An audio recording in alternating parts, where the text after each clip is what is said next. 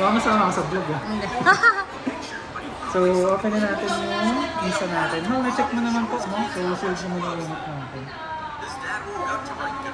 Was this scariest power in Random Monsters? You might think it's the evil 6-7 kid that jump scares you. But it's actually not. It's also got some cool tricks on it, but that's just like the scariest power in the map is the jump application. If you hear that, you jump. Was this scariest power in Random? So, yung i-open natin ngayon is Essential Bundle.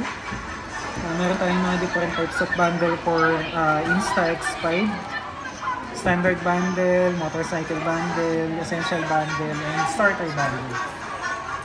So, for Essential Bundle, ito yung pinakamaganda dito.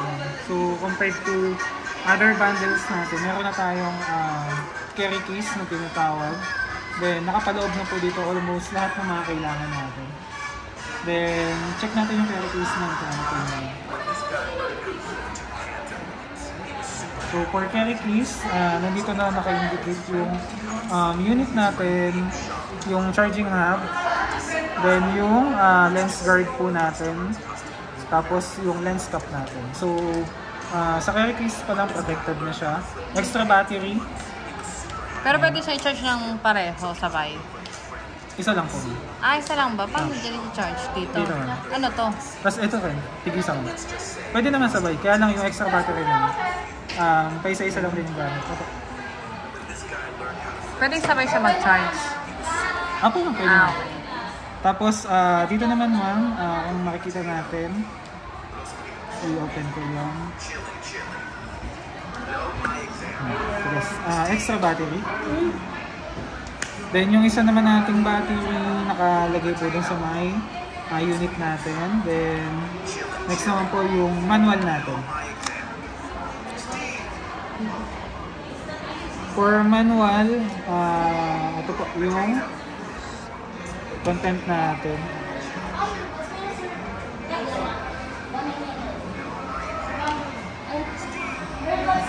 So, if ever ma'am, pwede kang mag-reviews ng mga manuals natin. So, nandito lang siya.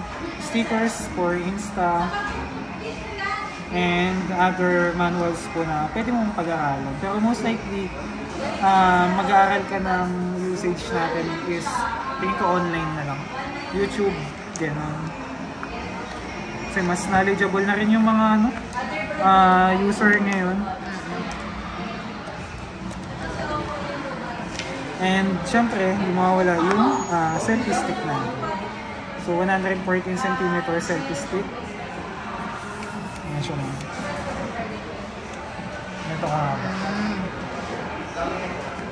Mahaba na din. Okay na din. Siguro pa nagsawa na ako sa ganyang haba.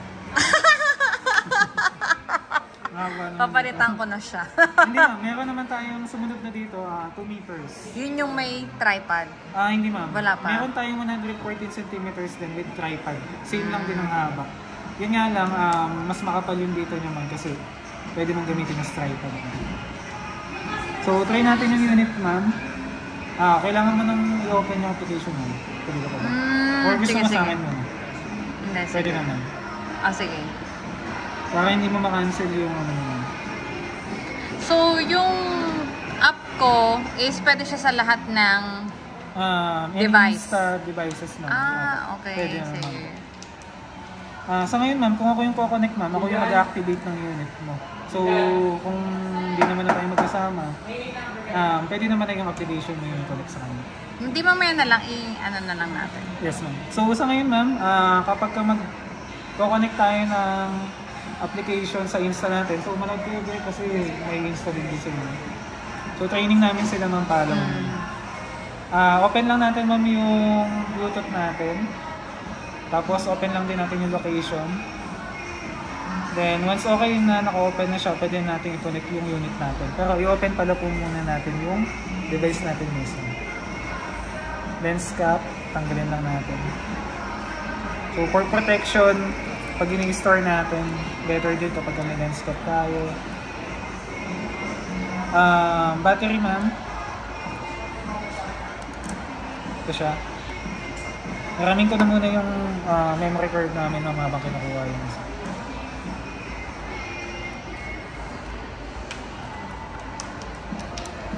Ma'am, sa safety features po natin, kung mapapansin mo, water resistant yung unit natin. So, meron mga indication na hindi water resistant yung unit natin. Ito yung pinaka-indicator natin. If makita mo yung color coding na to, it means na hindi siya totally sealed. So, possible, pasukin ng tubig yung unit natin kapag hindi siya tightly sealed. So, make sure na wala po tayong makikita ang color coding. I-press lang to. Yes, ma'am. Pwede mo i-try, ma'am, kung sakali po. Medyo matigas kasi yung ano. So, Para at least masubukan. Ayan, tulad yan. Tapos biglang sasabihin mo na tightly sealed na siya, tapos may color coding pa. Baka mag-ingress yung water. So, sa akin pala siya. Same lang din, ma'am. Hilayin mo lang po ito. Then, ito naman yung charging port natin. Type-C naman yung gamit natin. So, any cable na C yung dulo, pwede siya. So, make sure lang na yung color coding natin hindi nakikita. Baka kasi ma-close mo din, hindi siya tightly sealed, papasukin ko ng tubig. So, power button natin, hold lang natin para ma-open natin yung unit natin. Next lang natin. So, i-connect ko na siya, ma'am. Pag magko-connect tayo dun sa may phone natin, ma'am, ito po, yung sa may gitna lang po. Tapos, yes lang natin ito. Wi-Fi, kalimutan kayo open. So, searching naman na, and ito, ma'am. So, makikita mo naman, serialize yung unit natin, yung pinaka last 4 digit na MMMB. So, ayan naman po siya. Pwede natin ito.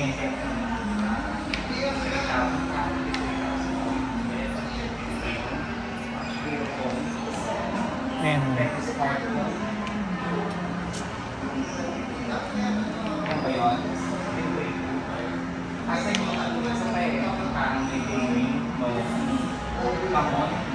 Connect na natin.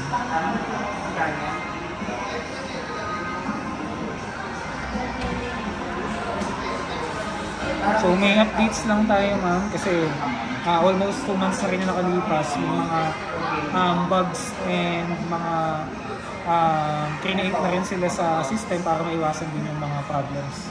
So firmware update lang tayo.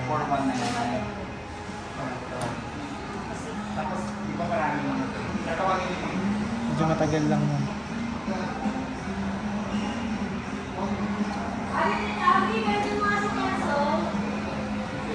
Sa inyo, be, ganun din. Bali, may insta din yun sa loob. Ano po yung sa cellphone? Apps po pala. 60 apps po pala. Application.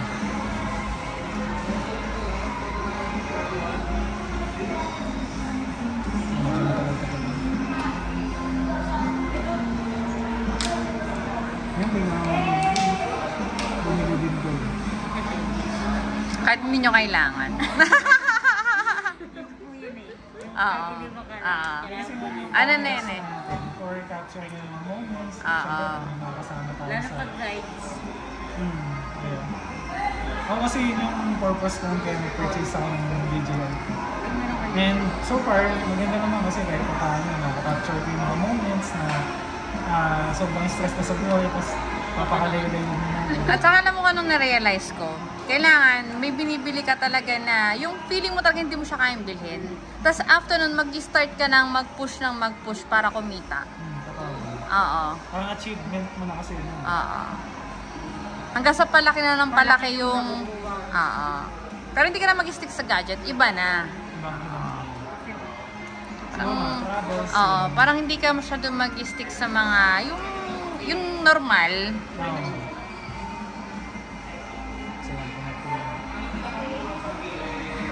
Ganda niyan, ma'am, Buskalan. Buskalan ka naman. Oo, next week.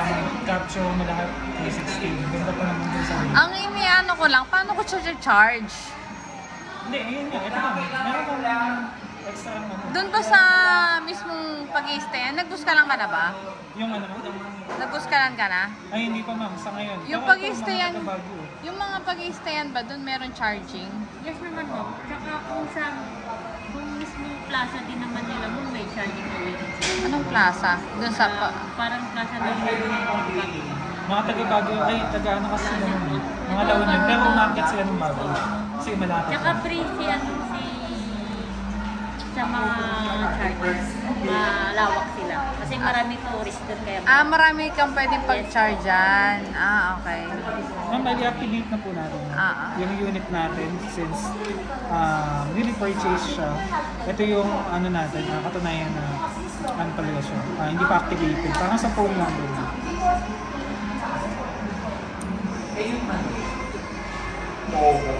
Ayan ma'am. So since connected na siya, nakikita na natin yung 360 cameras natin. So may access din ako ma'am dun sa may content ng memory card na pinasok po natin. Yun yung memory card. Yes ma'am. So since nanghiram lang tayo ng memory card, ito yung parang huling nakasave din. May access ako. So naka-single lens lang yung nag-take na ito, kaya hindi siya naiikot. Pero ito, check natin yung ibang mga 360 naman. Ayan siya. So yung mga client na nag-take din naman.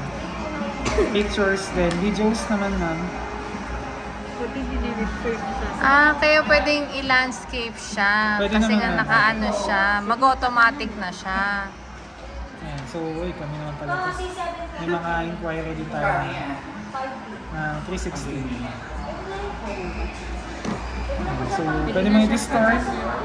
Depende kung zoom out. Ayan ma'am. So dito naman tayo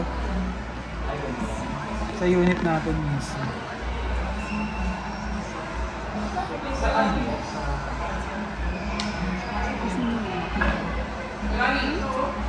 Eto din naman to. Malis na.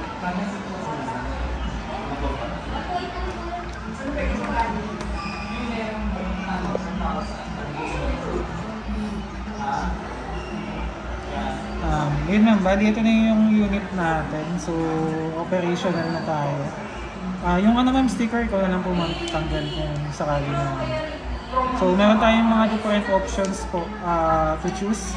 Meron tayong photo, video. So, ito yung pinaka-main usage natin dito. Pwede tayong mag-take ng photo in 360 po. Pwede rin naman single lens. So, ito yung advantage mo dito ma'am. Unlike nung sa may Go 3S na single lens ka lang talaga and POV lang. So, kung mag-POV ka, pwede kang mag-video na single lens. Then, mount mo lang siya. So, meron din kasi mga accessories na yung nilalagay lang din dito sa ano po, sa chest. So, pwede tayong mag-360 ma'am. And single lens for video natin. And also for photo natin. So, for extreme export, when it comes to low light, madilim yung quality niya. For X5, nagkaroon tayo ng upgrade. Nagkaroon tayo ng pure video. So, if ever na medyo madilim yung paligid at gabi, pwede tayong gumamit ng pure video. Yun nga lang ma'am, mas mataas na quality ng image yung ipoproduce niya. Mas malaki yung kakainin na internal memory natin. So, suggested na ang gagamitin natin, mataas talaga na memory card na. Next naman natin, pre-frame video. So, ito yung pwede kang mag-take ng videos and meron siyang AI na susundin nung camera natin kung sino yung subject natin. Ayun siya ma'am. Then next naman natin, ito yung Me Mode na parang newly added lang ayun yung upgrade kanina. Kaya in-update natin. So bago lang ito ma'am eh. Ang alam ko ma'am, parang same lang din to ng pre-frame natin. So parang selfie to na nakapokus din dun sa may subject. Loop recording.